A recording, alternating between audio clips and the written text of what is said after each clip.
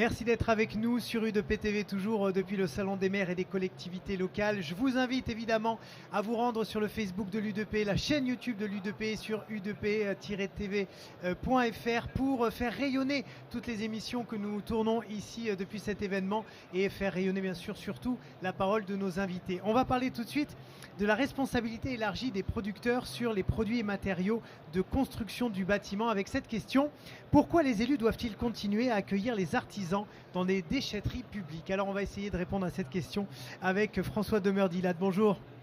Bonjour. Vous êtes président de l'OCA Bâtiment qui propose des solutions facilitatrices en la matière aux collectivités, aux professionnels du bâtiment et aux particuliers détenteurs de déchets du bâtiment. Jean-Yves Labatte est également avec nous. Bonjour. Bonjour. Élu référent déchets et économie circulaire à la CAPEB. Et Sylviane Auberlet, bonjour, est avec nous. Bonjour. Chargée de mission prévention des pollutions auprès de l'Association des maires de France et des présidents d'intercommunalités. Alors Jean-Yves Labatte, pour commencer, est-ce qu'on peut d'abord peut-être éclairer nos téléspectateurs sur la façon dont fonctionne cette REP appliquée au bâtiment et puisqu'elle exige en fait des entreprises du secteur? Alors, je dirais que la REP aujourd'hui, c'est une éco-contribution qui a été mise en place de la part des éco-organismes qui permet donc à tous les fournisseurs de mettre sur le marché des matériaux, et par ce biais d'éco-contribution, ça permettra de retraiter après derrière tous les déchets. C'est le financement de tous les déchets derrière. C'est quelque chose de correct, quoi. Et de cette standardisation, elle était évidemment très importante, que tout le monde soit un peu logé à la même enseigne.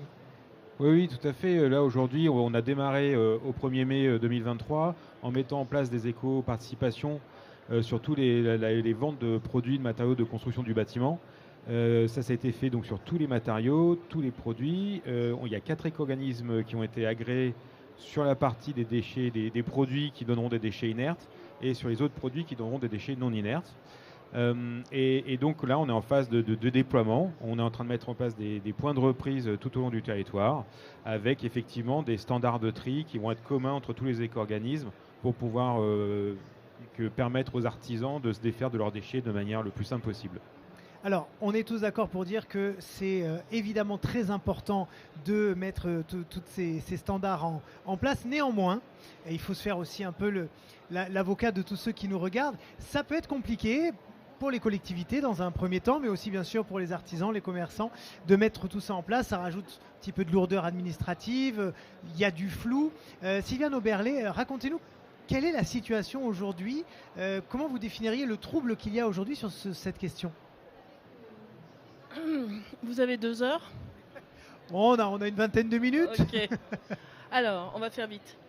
Le problème qui se pose, c'est que, notamment pour les collectivités, sur leur déchetterie, elles accueillaient déjà ces déchets. Elles les triaient, mais pas forcément selon les catégories qui vont être celles de la REP. Donc, ça n'a l'air de rien, mais c'est extrêmement compliqué que de changer les catégories de tri. Et la deuxième difficulté, c'est également que non seulement il faut changer les catégories, mais il y en a plus. Or, une déchetterie, c'est un territoire fini, il y a une clôture, on ne peut pas la dépasser. C'est un quai de dimension finie, on peut mettre un certain nombre de bennes, et plus de récipients, plus de bennes, à un moment donné, ça marche pas. Ça rentre plus, très clairement.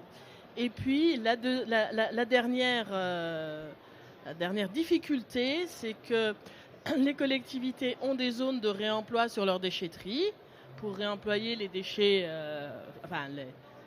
ceux qui ne deviendront pas des déchets qui arrivent sur les déchetteries, mais elles ne peuvent pas le faire sur les déchets du bâtiment, non pas parce qu'elles ne veulent pas, mais parce que ça prend beaucoup de place.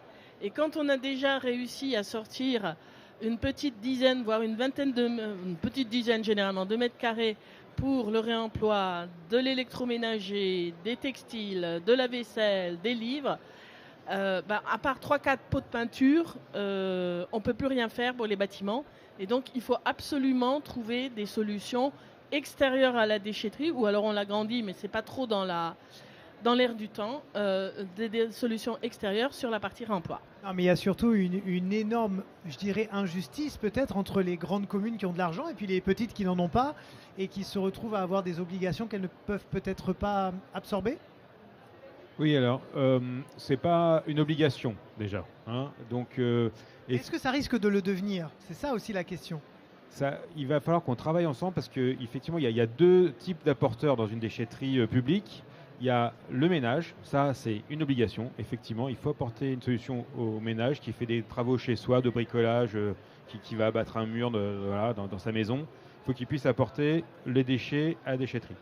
Donc là, effectivement, il va falloir qu'on puisse en mettre en place des différentes bennes pour qu'ils puissent trier ces déchets suivant les flux qui ont été effectivement déterminés dans nos standards de tri.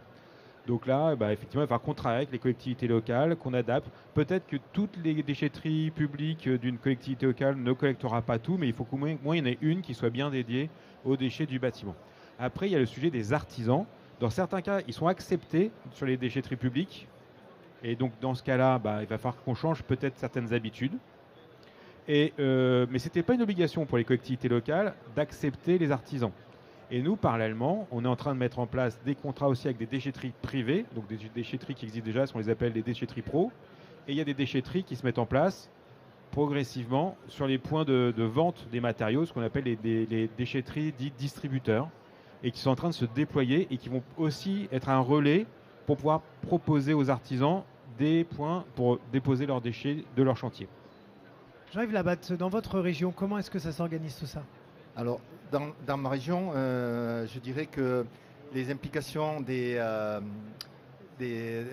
distributeurs de matériaux ont bien conventionné. C'est vrai que dans le principe d'engagement, tout se passe relativement bien. Le petit bémol, c'est que aujourd'hui, il y a une telle demande que le problème, ça va être les bennes, ça va être tout ça. Et c'est ça qui fait que tous les déchets non inertes, on ne peut pas tout à fait encore avoir le service voulu. Personnellement, si vous me demandez, moi, tout va bien parce que depuis que mon partenaire a les bennes, tout ce qui me paraissait vraiment fou avec mon métier de plâtrier, hein, je mettais des chutes de plaques de plâtre dans une benne qu'ils incinéraient, alors que maintenant je le mets dans une benne qui est dédiée et je ne vais plus à la déchetterie publique. Donc je pense que les collectivités petit à petit vont avoir la chance, je pense, d'avoir un détournement des artisans vers leurs fournisseurs, ce qui va les soulager d'un point de vue volume.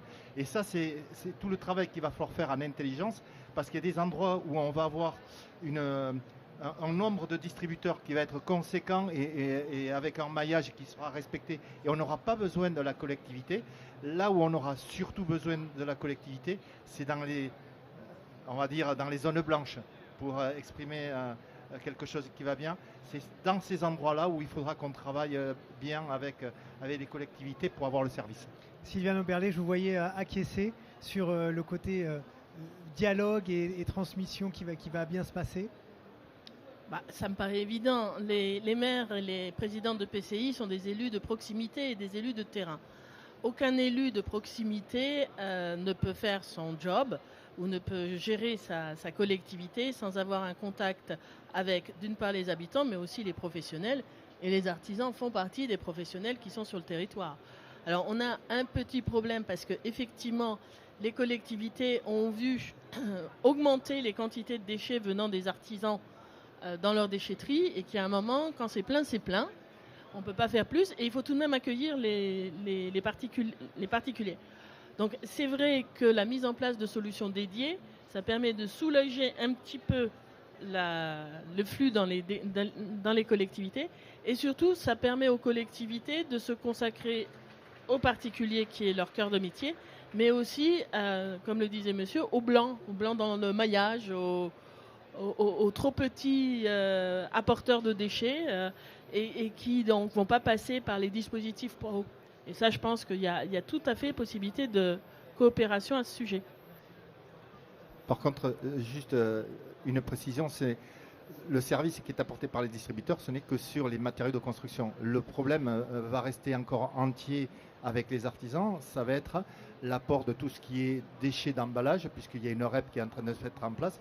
Et ça, malheureusement, les négociants ne récupèrent pas ce type de déchets. Donc on va être obligé encore d'aller dans les déchetteries publiques. Donc, alors justement, vous me faites une transition parfaite puisque j'allais vous poser la question qu'on a posée dans l'intitulé de cette émission. Pourquoi les élus doivent-ils continuer d'accueillir les artisans dans les déchetteries publiques? Pour ça. Je crois que je viens de répondre à la question avant de l'avoir posée. Et c'est ça. Voilà. Non, mais après, comme je disais, à partir du moment où les services vont être assurés par les distributeurs, ça fait quand même du volume qui va sortir. Alors, je conçois très bien. Le volume, il y est déjà. Hein, les déchets d'emballage, on les a déjà. On va faire que enlever une partie de certains déchets qui iront chez le distributeur. Ça pourra permettre, j'espère, de soulager un peu les communautés, quoi. François de Meurdilat sur cette question. Oui, alors déjà, effectivement, les collectivités locales, elles vont devoir quand même, elles vont devoir. C'est un partenariat, il n'y a aucune obligation, mais effectivement nous aider sur les zones blanches. Ça c'est clair.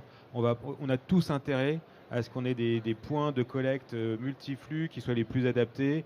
Et s'il faut les faire augmenter dans les zones blanches, on va essayer de trouver. La plus grosse problématique, effectivement, c'est le foncier. Hein, c'est élargir les. Et il va falloir qu'on installe effectivement des zones de réemploi, des zones pour les déchets dangereux. Et donc, effectivement, il y a certaines zones où on va plus investir que dans d'autres parce qu'il n'y a pas forcément des points de reprise professionnels. Donc là, on a besoin effectivement des collectivités locales, mais encore une fois, c'est dans un cadre de partenariat. Après, sur les déchets d'emballage, moi je crois beaucoup effectivement à la reprise du distributeur. Beaucoup de produits, notamment par exemple dans la filière minérale, sont livrés sur palette. La palette elle est consignée, donc voilà, ça commence à se mettre en place. Et ça, je pense que la consigne va se mettre en place. Les films plastiques, c'est des produits qui sont valorisables. Ça sera intéressant, je pense, pour les distributeurs de les reprendre. Alors, bien sûr, là, on a encore 1 an pour mettre tout ça en place. Ce ne sera pas parfait tout de suite, mais en tout cas, je pense qu'il va y avoir des flux qui vont être gérés par les distributeurs pour ces déchets. Donc j'espère qu'il n'y aura pas trop de déchets professionnels qui iront dans les déchetteries publiques. En tout cas, ce n'est pas l'objectif de l'utiliser systématiquement. Bon, moi néanmoins, je me mets à la place des artisans qui sont dans des communes très rurales et qui n'ont peut-être pas toutes les informations aussi pour faire tout ça. Est-ce qu'on communique assez auprès d'eux? Est-ce qu'ils sont assez conscients? Est-ce qu'ils sont assez engagés? Est-ce que le dialogue entre les collectivités et les artisans, surtout en zone bien sûr plus rurale, est suffisant? Est-ce qu'on est prêt en fait? C'est ça la question. Alors, une filière REP, ça ne se construit pas juste en pondant un arrêté ministériel qui dit voilà le cahier des charges, maintenant débrouillez-vous. Il a fallu, l'arrêté ministériel il était publié en 2022, plutôt sur la fin de l'année.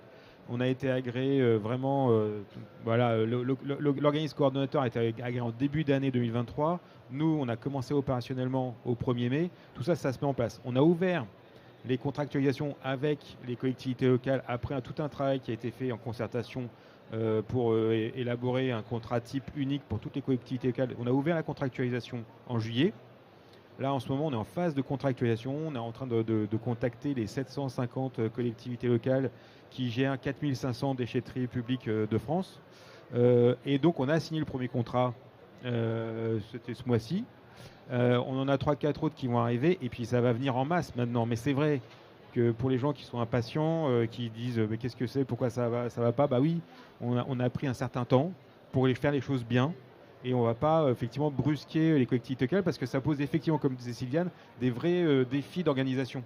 Donc avant d'ouvrir complètement les déchetteries à tout le monde, il faut que les choses soient bien mises en place flux par flux. Justement, Sylviane, auprès des collectivités et sur ce volet, est-ce que le dialogue marche bien et est-ce que tout le monde est bien prêt, bien conscient et veut agir? Alors, le dialogue marche bien, mais personne n'est prêt. Ce qui est à peu près un résumé de la situation. Comme ça a été dit tout à l'heure, le premier contrat a été signé ce mois-ci ou le mois dernier entre les collectivités et les entre une collectivité en l'occurrence et les éco-organismes. Une collectivité ne peut rien faire de structurel tant qu'elle n'a pas signé le contrat, ne serait-ce que parce que dans les annexes techniques du contrat figure exactement ce qu'elle doit faire. Donc, le contrat a été diffusé dans les collectivités de mémoire en août ou en septembre. En juillet, oui. C'est un excellent mois, toujours.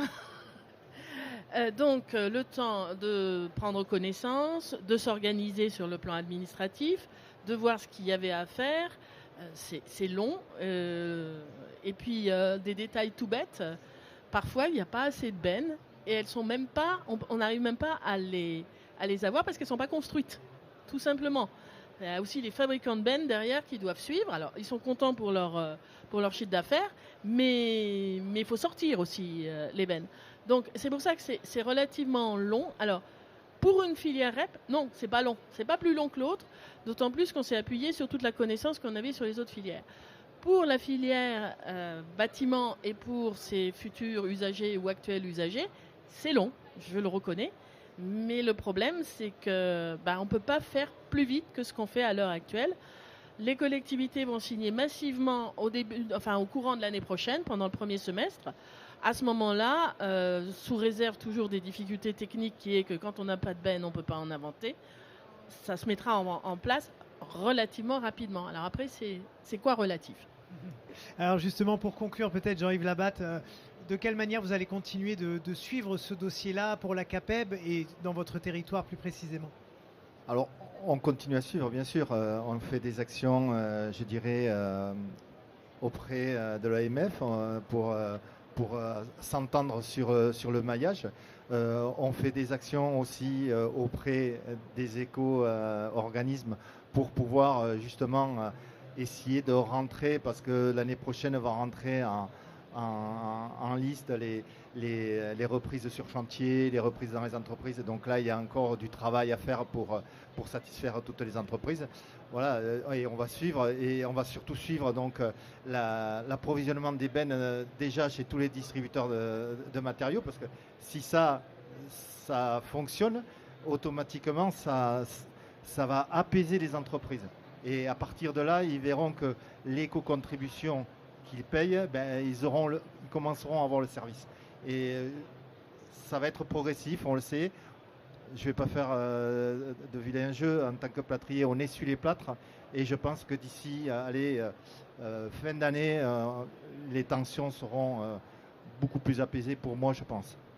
Merci beaucoup à tous les trois d'être venus nous éclairer sur cette REP bâtiment qui évidemment va impacter le quotidien des commerçants et artisans. Merci beaucoup encore et merci à vous de nous avoir suivis. On se retrouve dans quelques instants pour parler de la toute nouvelle plateforme mise en place par l'UDP. Si vous voulez vous implanter en tant qu'artisan, commerçant ou profession libérale, c'est créer-reprendre.